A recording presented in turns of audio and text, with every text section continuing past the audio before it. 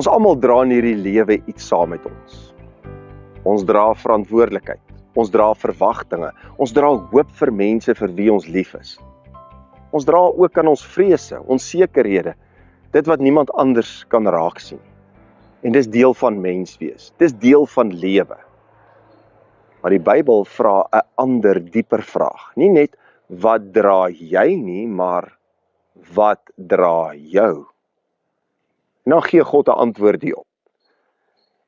Ek dra julle op alle arendsvlerke en ek het julle na my toe gebring, as jy Eksodus 19 vers 4 lees. Let mooi op, hy sê, ek het julle gedra. Geloof is dus nie eerstens iets wat ons vir God bring nie. Geloof is om te kan ontdek dat God ons lankal dra. Later beskryf die Bybel dit nog mooier in 'n beeld, soos 'n arend wat sy nes oppas en oor sy kleintjies sweef, sy vlerke uitsprei en hulle dra. Deuteronomium 32 vers 11. 'n Arend leer sy kleintjies vlieg, deur hulle soms uit die nes te laat gaan. Maar, en dis die geheim, die arend bly altyd onder hulle.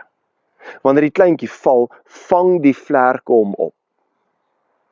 En dis mos geloof. Nie dat ek en jy nooit sal struikel in hierdie lewe nie, nee. Nie dat die lewe nooit onseker sal raak nie, nee. Maar dat ons nooit sal val sonder dat God onder ons is. Ek en jy dink baie keer geloof beteken ek moet net sterker wees. Ek moet net meer probeer. Ek moet net beter en swaarder kan dra. Maar geloof sê eintlik, ek kan aanhou omdat ek gedra word.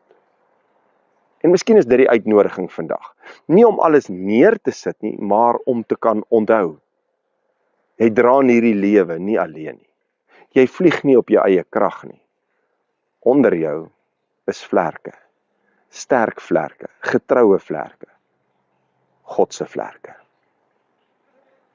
Dit gaan nie altyd oor wat dra jy nie, maar eintlik wat dra jou?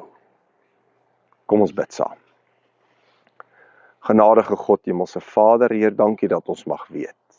Dat ons wat baie keer so swaar dra in hierdie lewe aan bekommernisse, aan onsekerhede, aan hoop, dat U ons dra.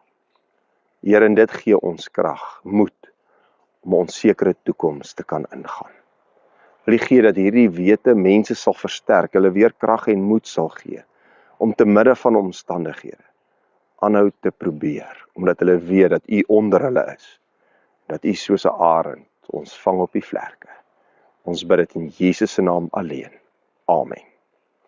Dankie dat jy vandag weer ingeskakel het hier by die kerk aanlyn. Indien dit vir jou moontlik is, jy weet al, druk daai knoppie, deel die evangelie met ander. Dalk het iemand net nodig om te besef, hy is nie alleen in hierdie wêreld waarin hy so swaar dra aan al sy probleme en bekommernisse nie.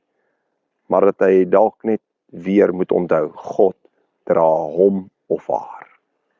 Tot 'n volgende keer.